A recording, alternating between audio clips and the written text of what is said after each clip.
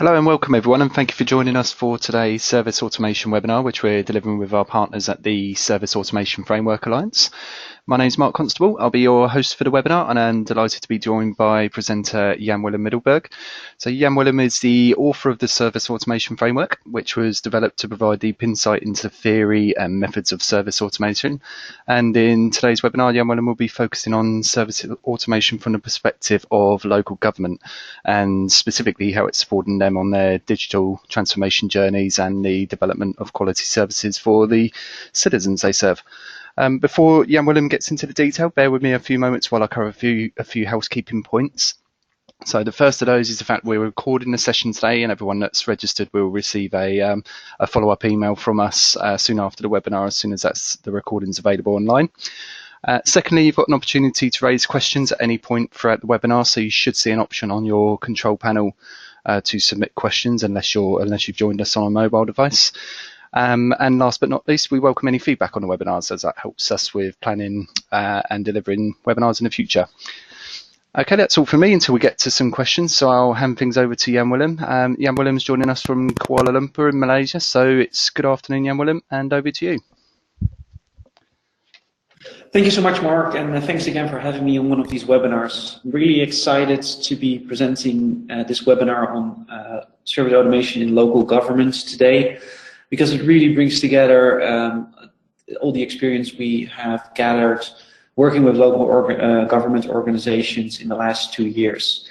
So what we will do today is that we will start with giving a bit of a basic understanding of what service automation is all about. Why is this term becoming so popular these days, and what is the service automation framework and how that was developed. After that, we will dive into the role of the local government as a service provider and how service automation can really fit that model in order to make services better, faster, and cheaper. And then we start with a bit of theory, and after that we dive into the actual case study. And I think that over time we've developed a very practical and hands-on implementation methodology on how you can automate government services. So we will run through that model and discuss each of those steps individually, and showcase also some examples of some of the work that we've done with local government organizations. After that, it's time to answer some questions, and I think, as Mark already mentioned, you can submit questions through the GoToWebinar panel and submit your questions there, and then we will answer them at the end of the webinar together in a sort of Q&A session. So without further introductions, let's just get started and dive into the topics themselves. Let's begin with the topic of why service automation has grown so rapidly in the last couple of years. And one of the main reasons is because all the companies that you see on the screen right now have turned out to be so tremendously successful.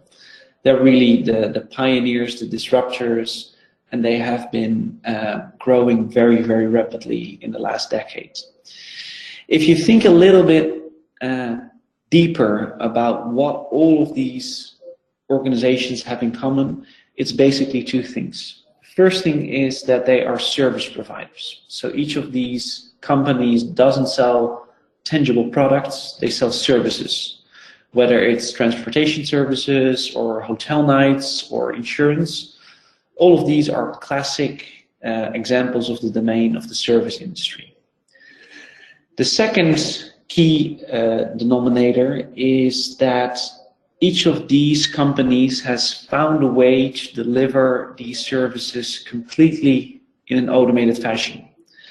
Ask yourself the following question. Have you ever spoken to any of the people that work at any of these companies?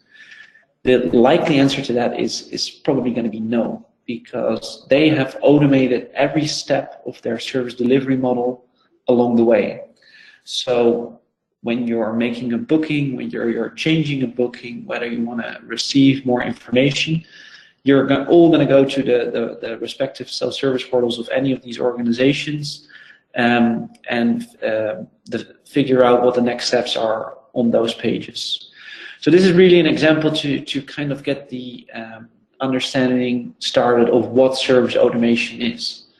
And because of the rapid growth of these kinds of companies, there's been a tremendous amount of interest in service automation from all different kinds of industries, including government organizations. And that's what we're going to be looking at today.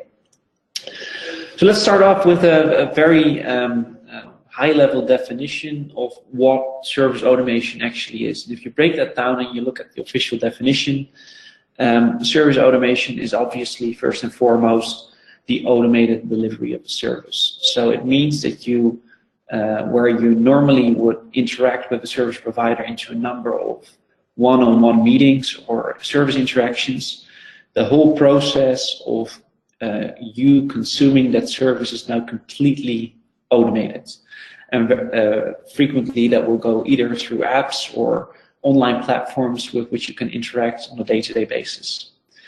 That also means that the user or the consumer is always in charge. So the moment that you request a specific service, that is the moment that the service delivery process actually starts.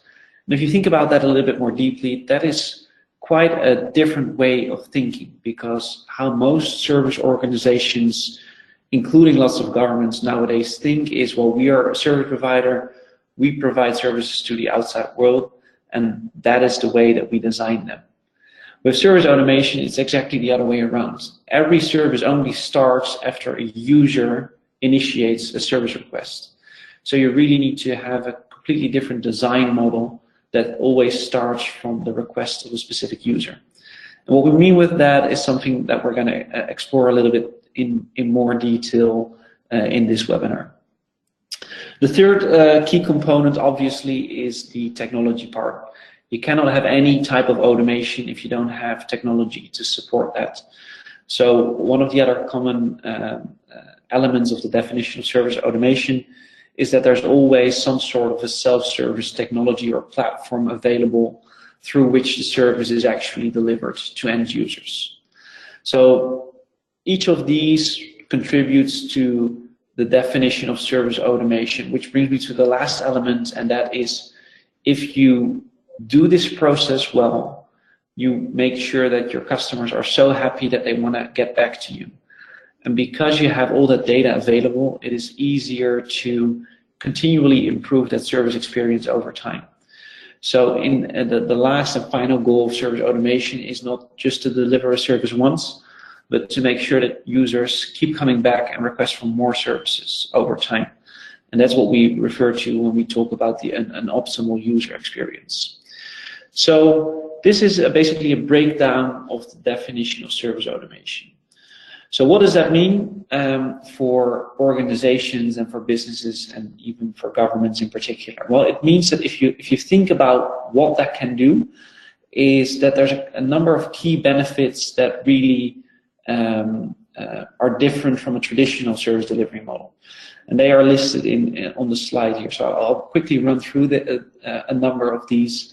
And we'll start with the fact that service automation is highly scalable.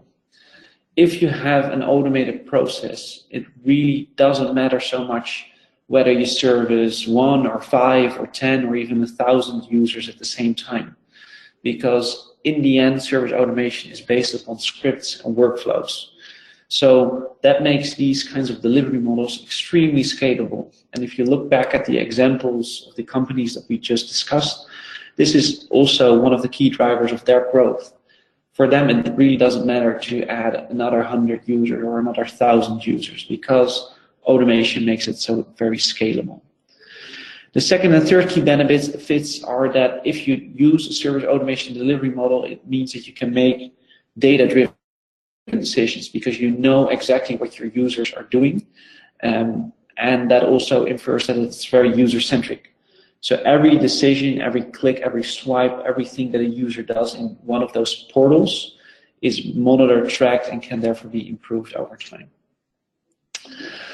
Fourth, and also of course very important in today's age, is that service automation also provides a cost efficiency model. A lot of time many organizations still spend on doing the same kinds of requests many times over. So if you automate a lot of those requests individually, you can get rid of unnecessary manual labor, and that is a huge advantage for any type of organization. And then last but not least, and I kind of already explained that a little bit, is that it provides a framework for exceeding those users' expectations in the long run.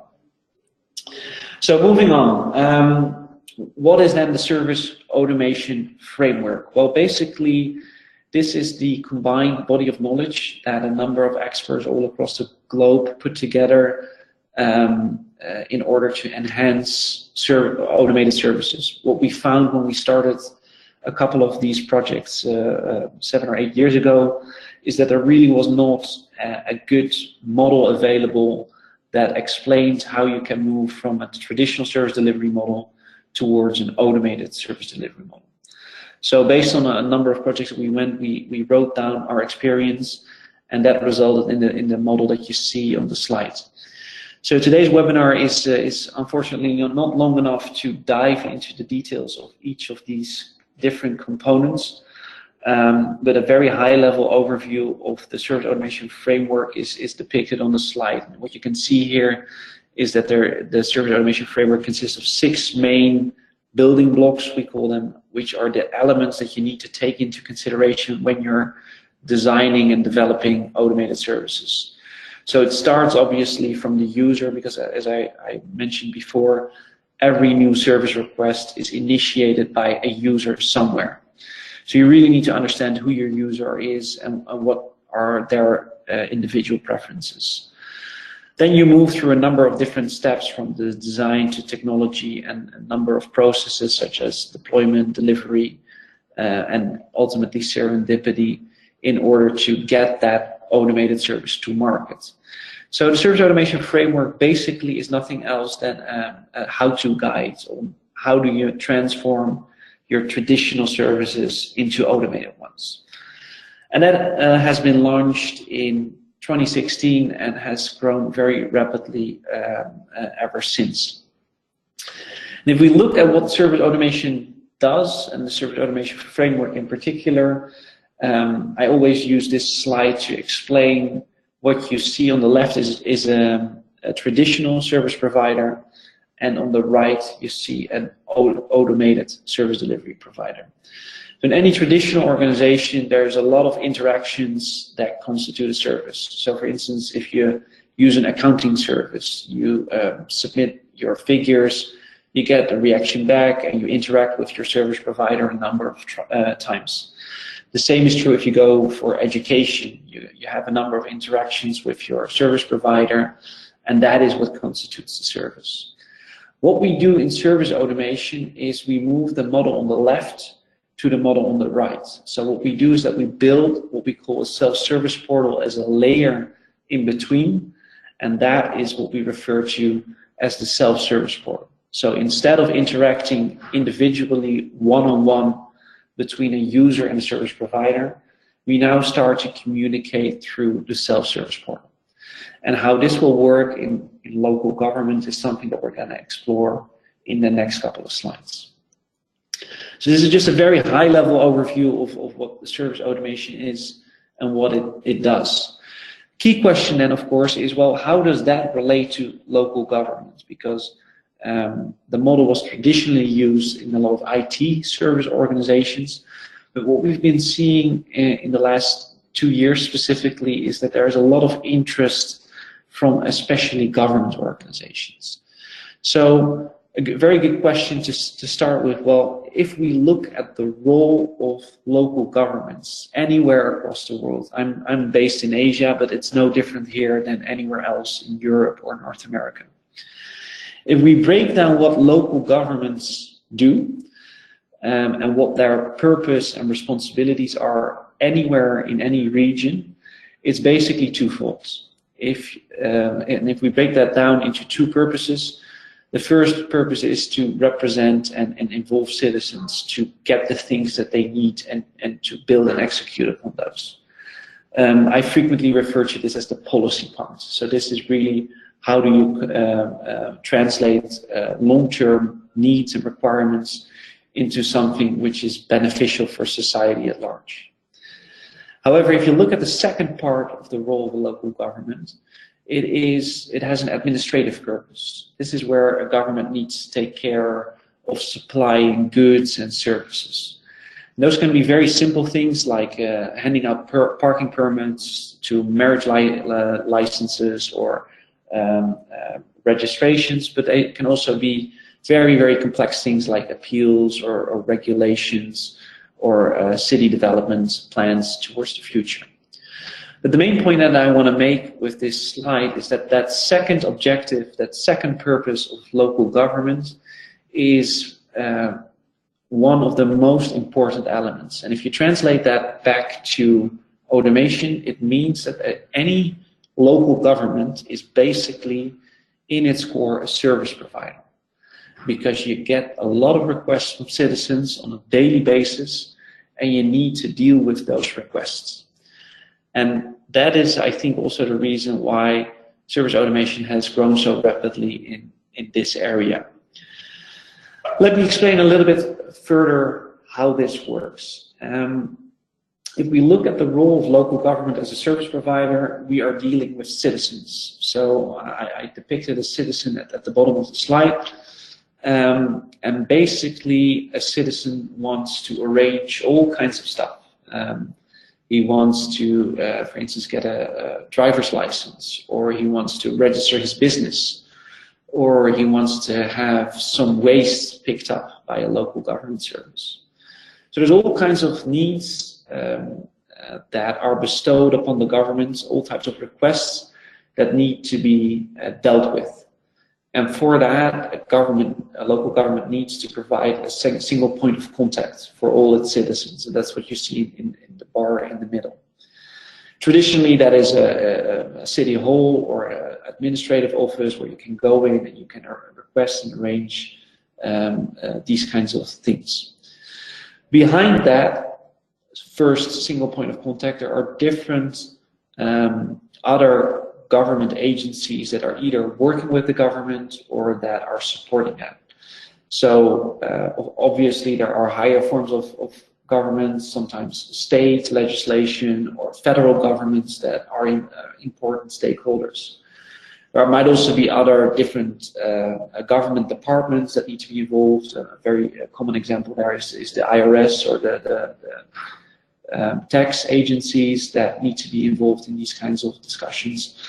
But there can also be third-party providers available. So a lot of work that local governments do is outsourced in long-term contracts towards third-party providers. And there's also all kinds of arrangements with these providers. So of course it would not make any sense for a citizen to go to different stakeholders, to different parties on a day-to-day basis. It would be very confusing. So what a good local government should do is provide this single point of contact for all of its citizens. And then with that we mean for all of the stuff that a local government needs to provide. And if you look at the right of the slide, you see a number of very common elements that governments or local governments take care of, for instance, public services or education services or even animal services. All of these things need to be arranged as a primary task of local government. And what that means is it very quickly becomes quite complex. And if you count the number of service requests that are bestowed upon the local government on a daily basis, it very quickly goes into the thousands, if not tens of thousands per day. And no matter where your local government is located, these types of service requests are very, very similar. And because of that, it makes it possible to have a huge advantage in terms of efficiency in order to learn from previous processes and to do that smarter. So what we would like to do when we implement service automation for local government is that we like to put in that layer in the middle again. And if you look at this slide more closely, you see that it's very similar to the previous one, with the exception that there is now a single self-service portal in the middle, the layer in green. So very similar to the slides that I just showed, we're putting in a layer of automation. And that means that we make a portal available for citizens where they can arrange all their requests and services that they would like to have as a citizen.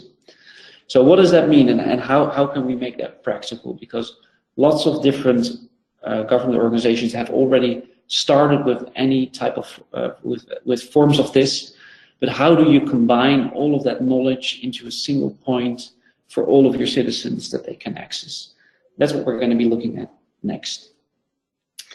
So key question there is, of course, how do you achieve that? And what we've seen is that there's already a whole drive towards digitalization of local government services or local government offices.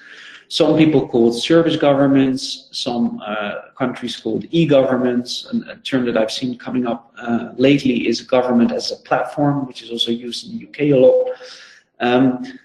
And basically all of these are different variations of the same theme. How can we make service delivery more easy, more accessible, cheaper and faster towards citizens? And I think that's the common denominator of the problem. I think everybody who works in local government will already be busy with one of these forms. They're not all called the same across the world, but they have all the same and common purpose. So how do you deal with that? And what we found when we did a little bit more research on this is that a lot of people are really advocating for these types of transformations. We found that there is many policymakers that really see the benefit of automation and that are really pushing agendas towards digitalization of government services to citizens. And although there's a lot of information already available on that should happen, what we found in practice is that a lot of local governments really struggle with the question, well, if we know that needs to happen, how do we actually achieve it? And I think what the Service Automation Framework does very well is that it provides a very detailed and easy to use steps in which you can do these kinds of things yourself.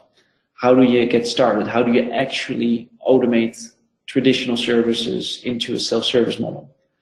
And that's kind of what we wanted to share with you today, is how do you actually make this work? So what you see on the next slide is our 6-step approach. Basically, this is knowledge that we combine from different implementations across the world. What you will see in the next couple of slides is that we sometimes anonymize a couple of examples because of non-disclosure agreements. But basically, no matter whether the project were done in India or Kuala Lumpur or even the Netherlands, these are very similar steps that you can actually start taking in order to answer that how question. How do you automate services on a day-to-day basis? So I'm not just all going to read them out because we're going to look at these a little bit more in detail. But you see that it has a very clear flow from the beginning to the bottom. And I think that's what makes it a very simple and easy model to work with. So let's get started. First, and maybe most importantly, you need, as a local government, you need to start putting yourself into the shoes of your own citizens. You need to understand what is it that my citizens want and how can we as a government subsequently facilitate that. And what I've seen in most organizations, no matter whether it's government or corporates or any type of organization, is that services are very frequently defined from a provider point of view. And what I mean with that is that services are frequently specified as in the following way. We, as a service provider, arrange this in this particular manner. And that's what you see on the slide here as well. When we talk about what I refer to as a traditional service provider. So here's an example of parking permits, something every local government has to deal with, and a traditional service provider will frequently have a statement like, the city of XYZ is responsible for the distribution and renewal of parking permits for its residents. Which is, there's nothing wrong with it. It's a very valid statement, and it's something that every local government needs to deal with. However, it kind of fails to recognize what does need to happen then. How can we facilitate our citizens to do that by themselves? What is the action and the trigger point that sets off this process? Because remember, if you want to deliver automated services, the initiation point is always with a specific user, or in this case, citizen. So another way of looking at that is to start defining all of the services from a citizen point of view. So putting yourself into the shoes of the actual citizen itself. And if you would do that, you would look at the same kind of service in a different way. And that brings us to the second line on the slide. From a citizen-centric provider, the similar statement would be, well, as a citizen of, in this case, city A, B, or C, I would like to request and renew my parking permit and submit changes in case I buy a new car. Because that's actually what a citizen wants. That's what they hope to get out of it. They would like to have this point where they can arrange those kinds of requests. But very frequently, I find in a lot of discussions, I found that this is one thing that organizations struggle with the most. How do you find services from a user point of view? And with the service automation framework, I think this is a very easy way to get started. So that's step one. Then, after you've done the first exercise, you will very frequently or very quickly see that there are a lot of requests or services that are very similar, or that can be grouped into in a category. In the example I just gave about parking permits, there is for instance, a request for a new parking permit, but you can also think about the extension of an old one, or that you want to change the registration license of your car because you bought a new car. All of those are requests which are very, very similar and which can be grouped very easily together. So in step two, out of all the service requests that are bestowed upon your local government organization, you're going to define what we refer to as service catalogs. And the service catalog is nothing else than a collection of services that citizens can request on a day-to-day basis. Well, good question, and of course, is, well, why make these individual categories? Well, basically, there's two reasons to do this. The first one is very simple. Categorization gives clarity. So if people need to find the service that they're looking for, they start browsing by category. Asking, for instance, for business registration is something completely different than ask the government to pick up your trash. So that's the first reason. Categorization definitely gives clarity and makes things more simple. The second part is also has to do with the slide that I showed previously with the different government departments. What you frequently see in local government is that there are different functions or different departments in the government that are responsible for a specific set of services. So for instance, if you look at the slide here, you will have the Civil Affairs Office, which deals with all kinds of things like passports, driver's licenses, marriage documentation, etc. Very frequently, that is a completely different department than, for instance, the Education Department that deals with schools and certifications, etc., etc. So by categorizing every service into a specific service catalog, it also makes it very, very clear which department or which function of the government is ultimately responsible for doing this. So that's the second step. So first, you define the services. The second step is that you categorize and bundle these into different service catalogs. Up next is one of the central components of the service automation framework approach, and that is that you start blueprinting each of those services into a service automation blueprint. On the slide here, you see an example of how that is done for passport issuance and collection. Today, we don't have the time to dive into all of the elements of the service automation framework blueprinting approach very thoroughly, but if you're interested in that, there's a pretty good articles on the service automation website on how to do that. But I think you get the basic notes. What you do in an exercise like this is that you design a process flow and a workflow that ultimately constitutes that service. And if you look at the top of the slide, you see that there's a number of user actions. So that's on the user, or in this case on the citizen side. All the way at the bottom, you see the different government departments that have to deal with these kinds of passport requests. So that's the provider side.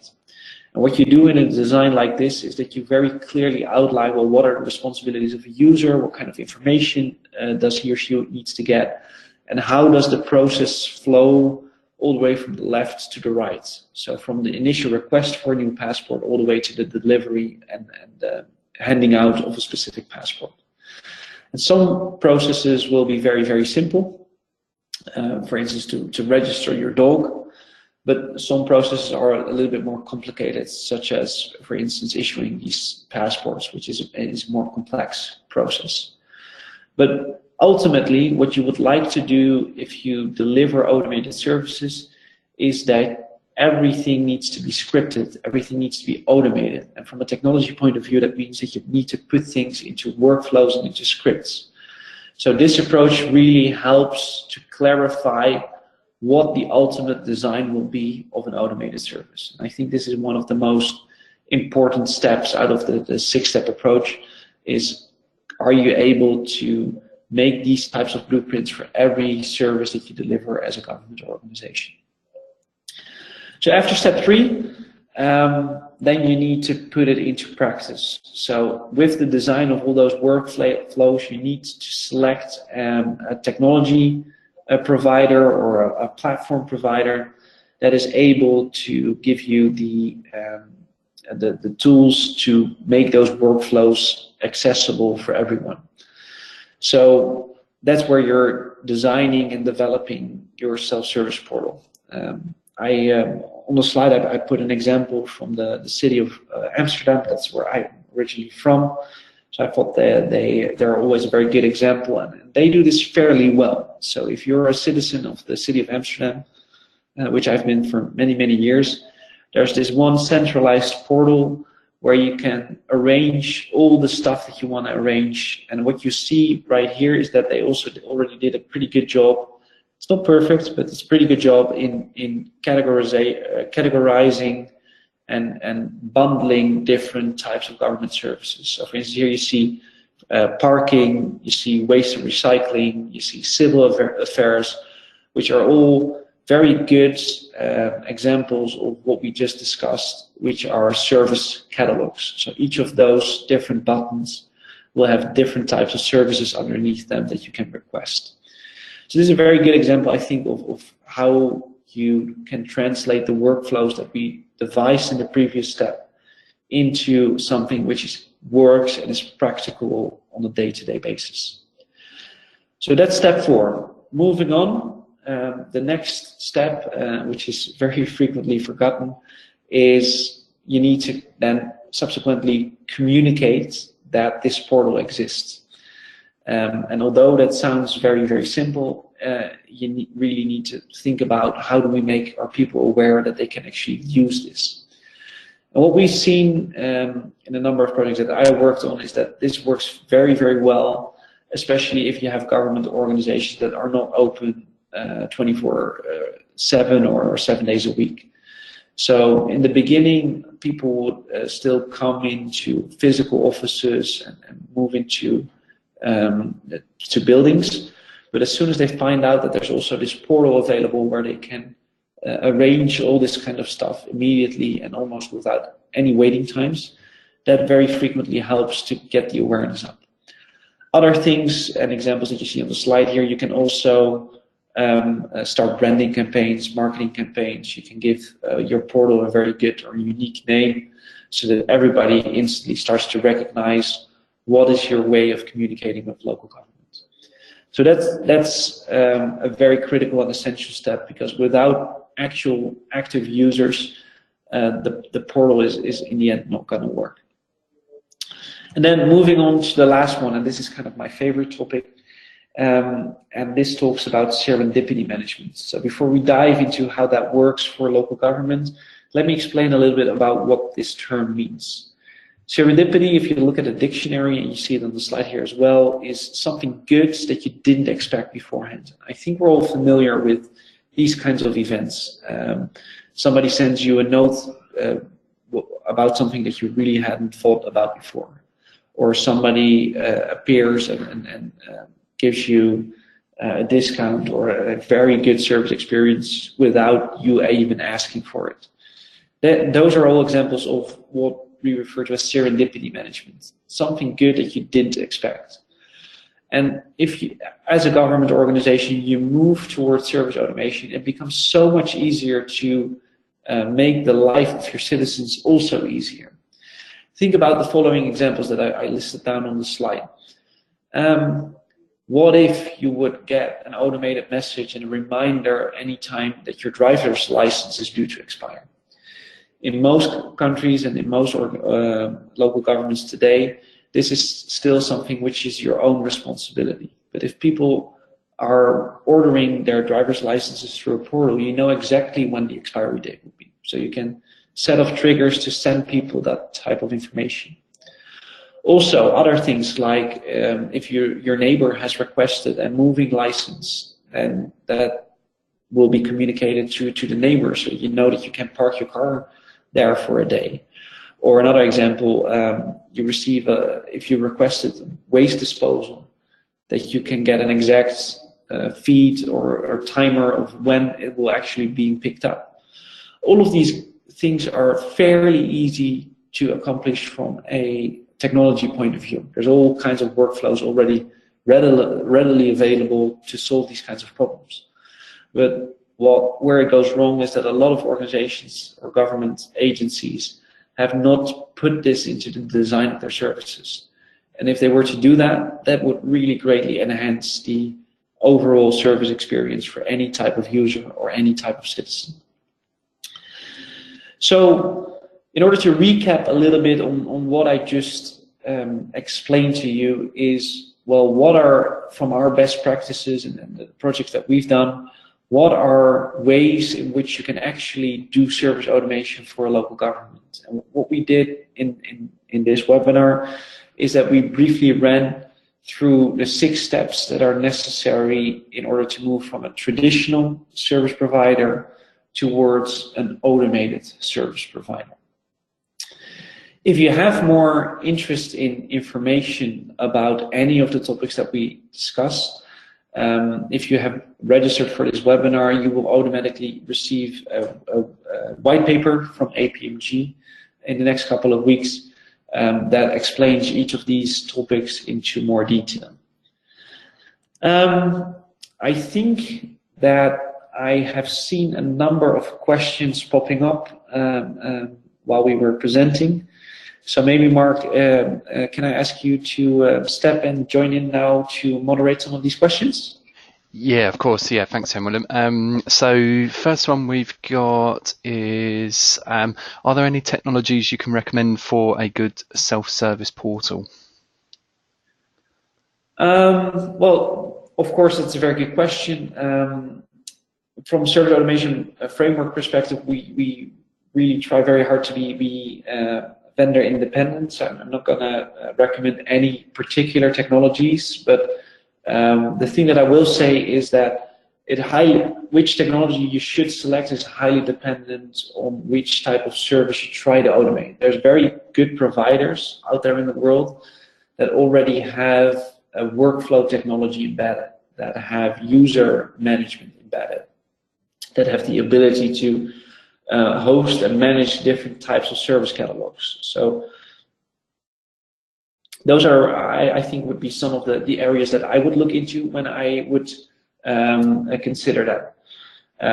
Great additional benefit, of course, for a government organization is that if you really want to start moving with this, you're likely to go through a public tender process. where a lot of vendors will showcase their capabilities over time. Okay, thanks, Emily. Next question, is there a list available for universal local government services? Well, I think that's a very interesting question as well. And I've been looking for this for years, and I've not found any definitive guide that explains all the government services that local government can provide. And if you ever find one, I'd be the first one to be interested in that. Because if you think about it, whether you're running a local government in, let's say, India or Amsterdam or Spain or in the USA, most local government services will be very, very similar. Of course, there's always going to be regional differences. But for instance, things like parking permits are very universal, I think. So I think that in that it's a real surprise that there's no one definitive guide available that outlines all of these government services. So if you find one, be the first in row to request a copy. Okay, thanks, Shane William. Interesting one here. How can elderly people still be supported with automated technology? Oh, well, I think that's a very fair and good question that I didn't answer yet during the webinar. Is the whole purpose of service automation in local government is not to eliminate any type of walk-in services, or in order to make sure that people cannot go to City Hall anymore. The whole purpose of service automation is to make sure that a lot of repeatable requests that are very common and very low risk, for instance, renewing a driver's license or parking permits or waste management or all the things that I just mentioned, that it becomes easier to do that. And I think as a government organization, you have a duty to also make sure that there's still an analog or manual process available for people that really need to have that. But I always say, if you're able to automate only, let's say, 30 or 40% of your day-to-day work, and you could do those kinds of deliveries automatically, that will save a huge amount of resources every single day. So very good question, but I think it's a hybrid model. Okay, thanks, William. And the last question we have is one that I can probably answer. Actually, it's about accessing the white paper that I think you've made reference to, and so we will send that out. We'll send an initial follow-up email for the webinar to confirm when the recording's online, but there's a little bit of design work to finish on the white paper, so we'll send a further email. So just look out for your emails, basically. So that's the last of our questions. Yamala, is there anything else that you wanted to add at this stage? No, I think everybody really. I hope everybody enjoyed this webinar. I know it's a short time to cover a lot of different topics. So if you're interested, don't hesitate to contact me. I think my contact details are here on the last slide. And thanks again, APMG, for hosting me today. And I hope you found this very useful, and I look forward to one of our next sessions. Excellent. Thanks very much. So, okay, I think that's everything. So to close, as Jan Willem said, I'd like to thank everyone very much for attending too. Do hope you found it valuable and informative session. And many thanks, of course, to you, Jan Willem, for your insights and expertise today. So that brings us to a close. So thanks again, everyone, and enjoy the rest of your week. Bye-bye. Thank you so much, Mark.